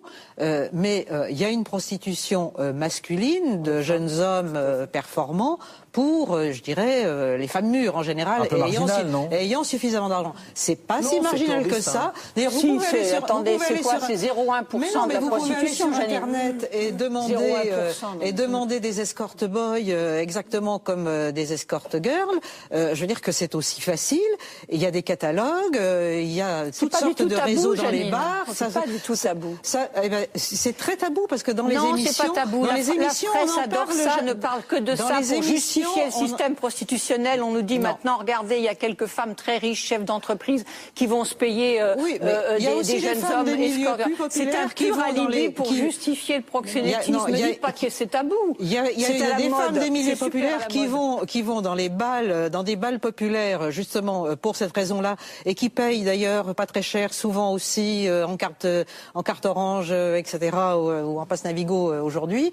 Et vous avez ce phénomène, ça existe simplement. Effectivement, c'est tabou. On n'en parle pas. Alors on poursuit dans ce débat avec une dimension qui saute aux yeux là encore. C'est, pour le dire simplement, commissaire Souvira, que fait la police ? Parce que dans ce film, ce qui saute aux yeux, c'est que c'est un secret de polichinelle. Tout le monde est au courant, les clients évidemment et les premières concernées, mais aussi dans les hôtels. Tout le monde connaît les tarifs, tout le monde voit ces allées et venues, tout le monde s'y est habitué. On revoit un court extrait et puis c'est à vous qu'on posera la question ensuite.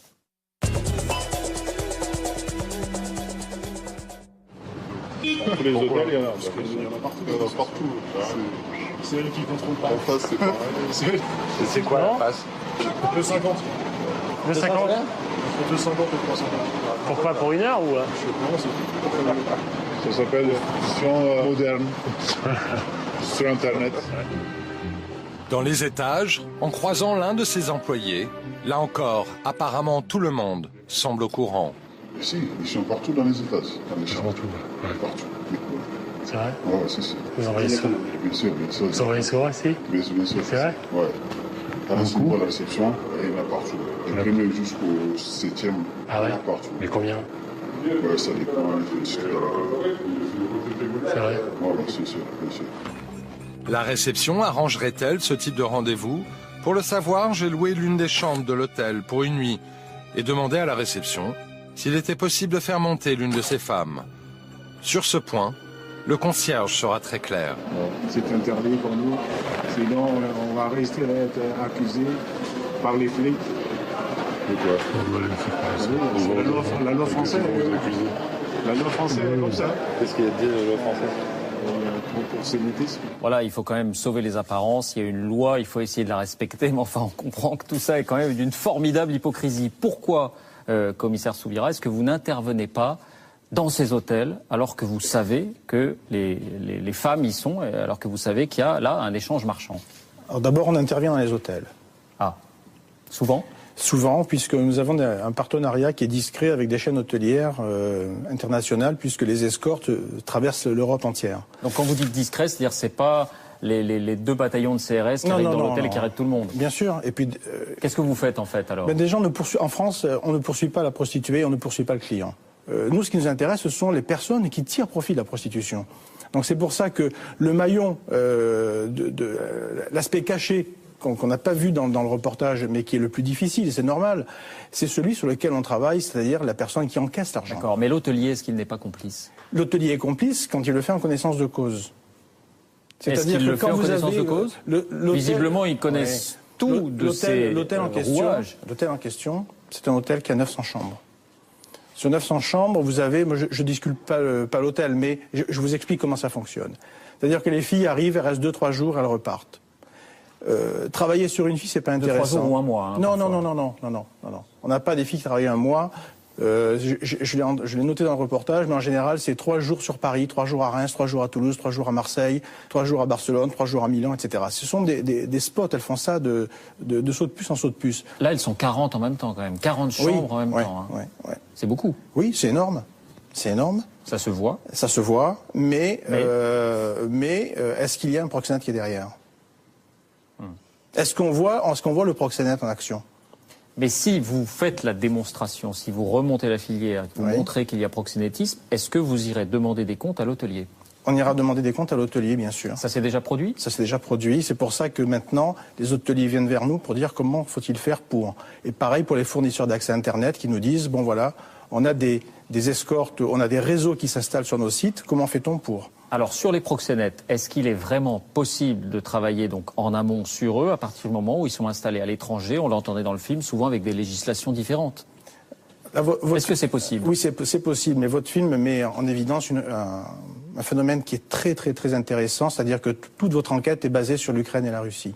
Ce sont des pays qui sont hors de l'Union européenne. C'est-à-dire que nous travaillons sur les pays au sein de l'Union européenne parce qu'il existe des instruments juridiques pour les équipes communes d'enquête, c'est-à-dire des policiers étrangers qui viennent en France, des Français qui vont à l'étranger. Et si c'est hors Union? Hors Union, c'est quasiment impossible. Vous n'avez pas les mains libres? Non, parce qu'il n'y a pas les instruments juridiques pour. Nous, par exemple, avec la Roumanie et la Bulgarie, on a arrêté 57 chefs de réseau qui étaient en Roumanie et en Bulgarie. On les a fait venir en France grâce au mandat d'arrêt européen. Ce mandat d'arrêt européen, ce titre ne s'applique pas en Ukraine, en Russie, en Moldavie, en Biélorussie, etc.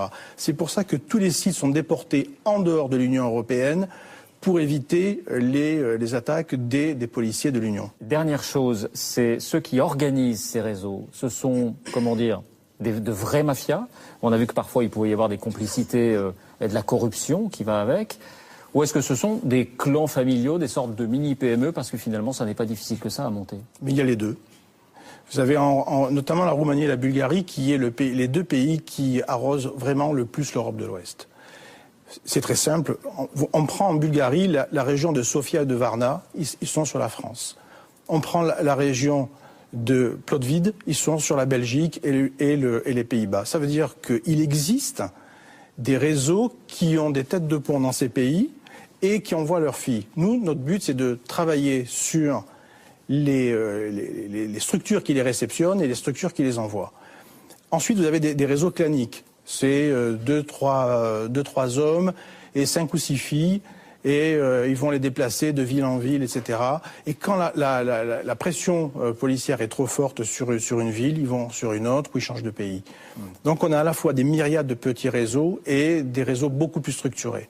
Chantal Brunel, vous vouliez ajouter quelque chose? 2 remarques. Je crois qu'on n'échappera pas un jour à un Copenhague de l'Internet, car comme dit Monsieur le Commissaire, on a besoin d'une coopération mondiale sur ces sujets. Et deuxièmement, nous les parlementaires, on réclame toujours beaucoup plus de policiers sur le terrain, dans les commissariats. Je crois qu'il faut au contraire mettre beaucoup plus d'hommes derrière les écrans d'ordinateur. Parce que c'est aussi important, derrière un ordinateur. Alors, il y a des policiers de la police judiciaire qui sont derrière les écrans d'ordinateur, mais je pense qu'il faut en mettre davantage. Parce que on peut, à travers Internet, démanteler quand même des réseaux de prostitution, mais aussi de pédopornographie, de sites de vengeance, qu'on voit tout ça sur Internet, où des femmes sont abîmées impunément. Donc il faut peut-être adapter effectivement une police qui est moins visible, qui est derrière un écran d'ordinateur, et une grande formation. Il faut donner des moyens pour former les policiers à Internet, et c'est pas facile. Et l'Europe. Oui, mais l'Europe, il y a une Parce coopération. Que toutes ces filles, si 80% mondiale. des prostituées en France sont des étrangères, c'est parce qu'elles déferlent de l'Europe de l'Ouest sur les pays européens. Et pourquoi déferlent-elles sur les pays européens? Parce qu'il y a des pays légalistes, notamment l'Allemagne, le pire des pays dans ce cas-là, avec l'ouverture des Eros Centers, qui protègent littéralement le proxénétisme et qui font que toutes ces jeunes femmes et tous ces réseaux entrent dans l'Europe de l'Ouest et ensuite passent 3 jours ici, 3 jours là, dans tous les autres pays européens. Alors, vous m'amenez à une excellente transition. On a compris que la réponse policière était insuffisante. Alors, que faire? Que faire face à ce phénomène? Comment faut-il d'abord tout simplement organiser les choses? Peut-être d'abord parce que les femmes elles-mêmes qui font ce métier ont souvent peur. On regarde un court extrait où cette peur s'exprime très clairement. Faut-il organiser ou pas la prostitution, l'admettre et l'organiser? On regarde cet extrait. Natacha effectue ses sextours en Europe depuis 2 ans. 2 ans durant lesquels la peur ne l'a jamais quittée. La première fois que je suis venue, c'était en octobre dernier. Après, j'ai réfléchi, beaucoup réfléchi. Je me suis demandé si je devais revenir ici à Paris, parce que c'est très dangereux. Pourquoi? Vous savez, vous, par exemple, vous venez dans la chambre, c'est la première fois que je vous vois. Mais parfois, il y a des hommes qui... Ah, ils vous frappent? Oui, il faut toujours faire très attention. Une de mes amies qui est dans l'hôtel m'appelle tout le temps pour savoir si tout va bien, et je la rassure. Ah, donc elle veille sur vous? Bien oui, forcément. Il y a déjà eu des problèmes dans cet hôtel. Voilà, la peur, ça fait aussi partie du métier. Que faut-il faire?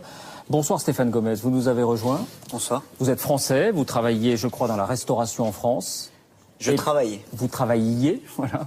Et puis, vous êtes aujourd'hui installé en Espagne et vous tenez ce qu'on peut appeler une maison close à Barcelone. De quoi s'agit-il exactement? Alors, c'est exact. Une maison close, le terme me gêne un peu, puisqu'on est resté en France dans le concept des maisons closes avant 1946.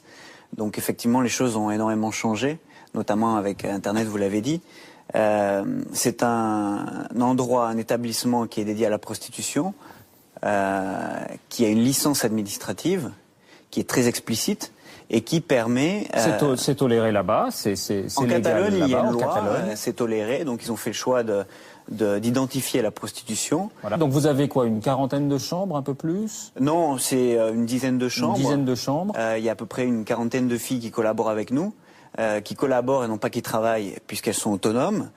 Donc elles ont leurs propres revenus, elles encaissent 100% de l'argent qui vient de la part du client, et ce qu'elles payent à l'établissement, à l'établissement, puisqu'à moi directement, il faut que je paye la TVA, l'impôt sur les sociétés, je paye les photos à ces filles-là, je paye le linge, il y a des photos là aussi pour...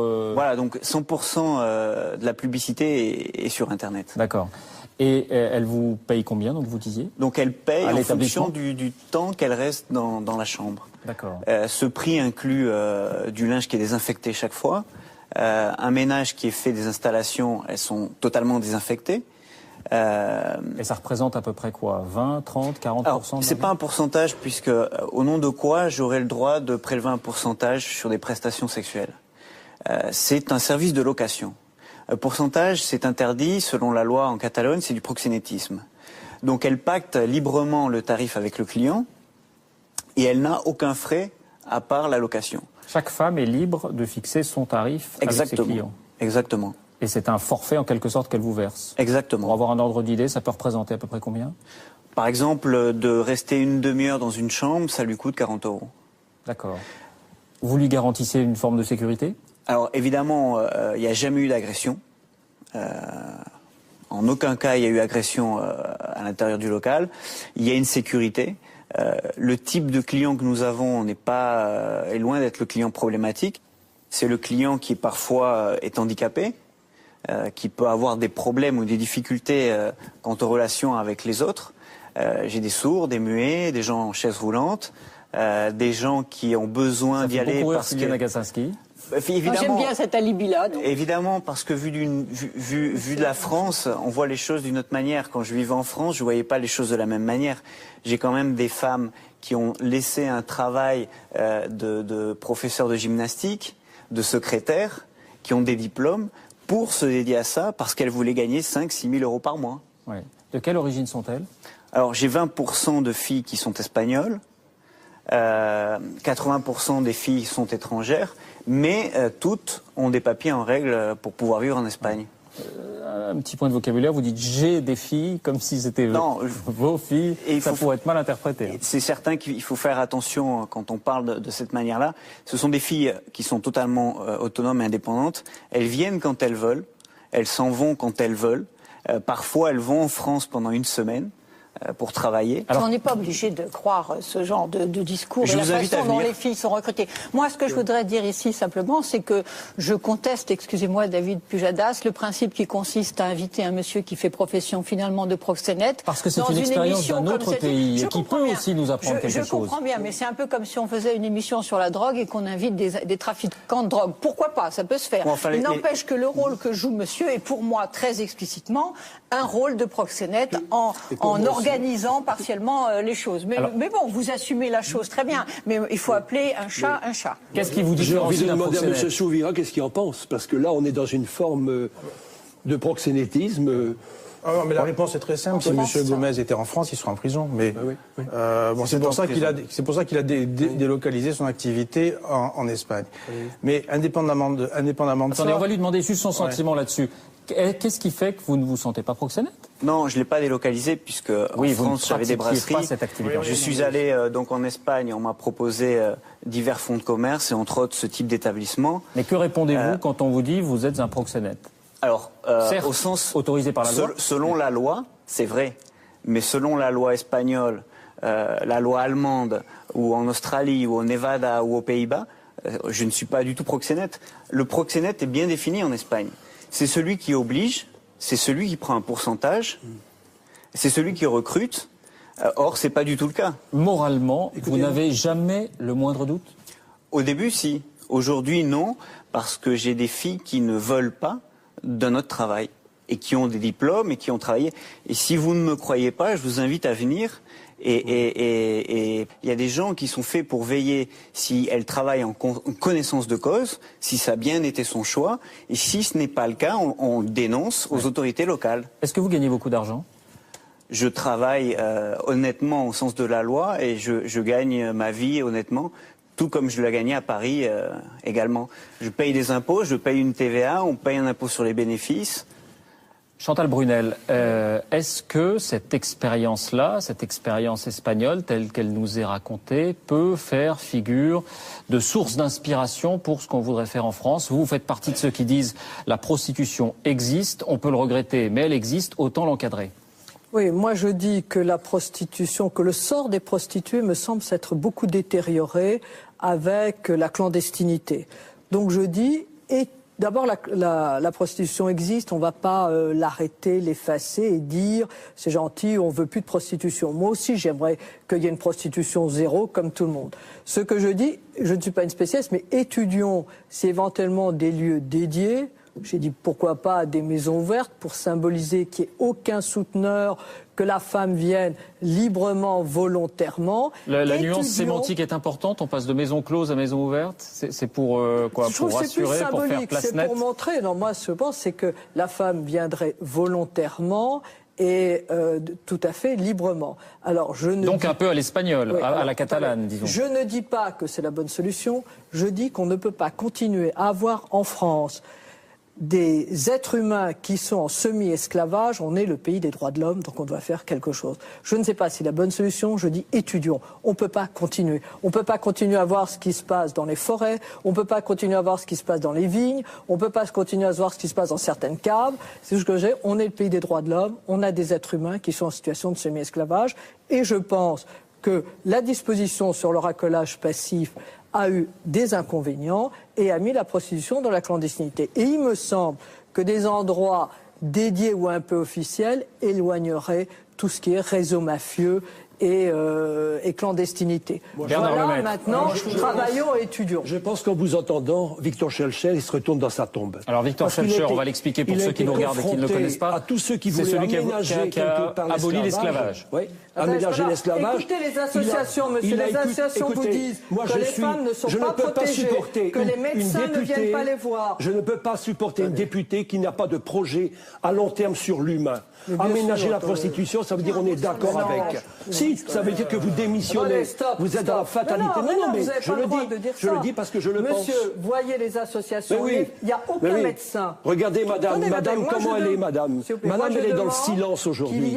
Elle est obligée de justifier ce pourquoi elle est heureuse. Mais, madame, je souhaite pour vous un jour que vous puissiez quitter ce système. Respirer au nom de la liberté. Vous l'avoir déjà dit, je ne quitterai jamais ce système. C'est le système qui me convient, qui me plaît. Mais moi, je pense qu'un jour, vous réfléchirez et que vous virez autrement. Je le souhaite de tout mon cœur. Je voudrais que les prostituées bénéficient d'une protection sociale, d'une protection médicale. Et parce que vous voyez des médecins, je connais des médecins qui me disent qu'ils vont arriver dans les hôpitaux, des femmes complètement abîmées, détruites, et que personne n'a été pour les protéger. On est un pays des droits de l'homme. On ne peut pas avoir des femmes qui arrivent au défi complètement détruites. Sylviane Agacinski sur l'expérience allemande. Il n'y a pas pire esclavage que là où il y a des maisons closes. C'est facilement vérifiable à Amsterdam, c'est facilement vérifiable à Berlin. Donc les exemples, on les connaît. C'est pire, c'est 60 passes par jour. C'est des conditions sanitaires. On parlait de santé tout à l'heure. Des conditions sanitaires épouvantables. Il y a une dame qui s'appelle Judith Trincard qui a fait une très belle thèse sur la santé des prostituées, qui a montré que pour supporter le fait de vendre effectivement leur sexe 40 ou 50 fois par jour, la plupart du temps elles se droguaient quand elles ne sont pas déjà droguées par les proxénètes. Et elles disent au départ, je me droguais pour travailler, ensuite j'ai travaillé pour me droguer. Vous avez un cercle, je finis, laissez-moi finir. Donc il y a là et du coup ces femmes qui arrivent à ce qu'on a appelé une décorporisation, elles se désincarnent, elles font comme si leur corps n'était pas le leur pour pouvoir supporter de dire moi je ne suis pas là, je vends mon corps mais je ne suis pas là. Donc la vraie question. Mais on est tous d'accord avec vous, madame. On est tous d'accord. Alors la question c'est ce marché aux esclaves. Est-ce qu'on veut en atténuer les effets pervers ou est-ce qu'on veut dire non, les femmes ne sont pas à vendre. Il faut donc condamner non seulement les proxénètes, mais oui, il faut condamner les clients parce que c'est eux les premiers des proxénètes. C'est eux qui entretiennent l'idée que la femme a un corps disponible qu'on doit pouvoir acheter. Condamner les clients. Un pays le fait, je crois, c'est la Suède. Alors qu'est-ce qui se passe? Commissaire Souvira, l'expérience suédoise, on pénalise les clients. Est-ce que le bilan est... Quel est le bilan, tout simplement? Au départ, effectivement, ça déstabilise complètement les réseaux, mais qui se recréent dans une clandestinité absolue. C'est-à-dire que la prostitution en Suède existe de nouveau, mais avec des échanges par téléphone mobile, par Internet, etc. Et la police ne contrôle presque plus rien, puisque tout est apparemment invisible. Mais si vous permettez, je voudrais revenir sur la situation, enfin sur l'Espagne avec M. Gomez. Il faut essayer de réfléchir qu'on n'est pas dans l'Hexagone. C'est-à-dire qu'on n'est plus uniquement en France avec les clients, les prostituées. Et nous, policiers français, nous travaillons en Espagne et nous travaillons aux Pays-Bas. Et aux Pays-Bas, on voit les Hollandais viennent vers nous pour nous dire on voudrait mettre un terme au quartier rouge parce que derrière, montée collatérale des trafics de stupes, d'armes... Parce qu'il y a eu des dérives. À La Haye, à Amsterdam, Rotterdam. En Espagne, qu'est-ce qui se passe? Vous avez au moins 300 000 prostituées dans les clubs, etc. Mais vous en avez aussi sur la voie publique. C'est-à-dire que ça n'a pas empêché la prostitution de voie publique, les clubs, quoi qu'on en pense. Et c'est pareil en Allemagne, c'est pareil aux Pays-Bas. Parce qu'il y a eu des dérives, ils n'ont pas contrôlé, ils ont fait les choses à moitié. Il y a eu des dérives. Ah ben voilà, justement. Les dérives, en fait, elles existent obligatoirement. Et on a parlé de la loi sur la sécurité intérieure avec donc ce que disait Madame Brunet, notamment sur les filles qui ont été écartées. Alors, moi, ce que je souhaiterais, c'est apporter quelques éléments de réflexion de la police et de gens qui travaillent au quotidien. Moi, ce que je vous dis, c'est ma pratique. En 2003, quand la LSI est appliquée, effectivement, on a un rejaillissement, c'est-à-dire que les filles quittent les centres-villes pour les périphéries. Et un mois après, les premiers effets de la LSI, enfin la loi sur la sécurité intérieure de 2003, nous viennent non pas des filles, non pas de la classe politique ou des policiers, mais nous viennent de chefs de réseau albanais qui, sur nos écoutes téléphoniques, disent « on va quitter la France parce que cette loi nous empêche de bosser ». C'est une traduction que je fais simple, mais on a vu les réseaux albanais, moldaves et ukrainiens, après la LSI de 2003, quitter la France. Vous pensez que ça peut avoir un effet dissuasif? Ça peut avoir un effet dissuasif, bien sûr. On va bientôt conclure cette émission. Lisa, je voudrais vous demander l'expérience de Stéphane Gomez en Espagne. Est-ce qu'elle rejoint d'abord un peu la vôtre en Suisse? Et est-ce que vous pensez, vous, que pour vous et vos consoeurs, ça peut constituer Alors, une solution? Tout à fait. Nous avons en Suisse exactement la même méthode de travail que chez monsieur. Ce qui n'empêche que nous avons aussi des prostituées de rue. Ça n'a pas empêché, étant donné que ce ne sont pas les mêmes filles, c'est pas le même travail, c'est pas du tout la même activité. Vous avez les prostituées de rue et vous avez les prostituées de salon. Il y en a qui sont faits pour être entre quatre murs, il y en a d'autres qui n'acceptent de travailler que dans la rue. On ne peut pas supprimer la prostitution de rue pour la mettre, pour la cloisonner. C'est impossible. Vous ne pouvez pas enfermer quelqu'un s'il ne le souhaite pas. Donc, il n'y aura pas que des maisons, donc des maisons de passe. Voilà. Il faudra aussi légaliser d'une façon ou d'une autre. Nous, en Suisse, nous avons la prostitution de rue qui est faite que dans des quartiers qui sont bien définis. Merci. Et ailleurs, c'est interdit. Hein. Merci à vous tous. On a compris les points de vue qui s'exprimaient, qui n'auront pas été conciliés ce soir, qui ne sont sans doute pas prêts d'ailleurs de l'être. Merci en tout cas d'avoir répondu à notre invitation. Merci à vous de nous avoir suivis.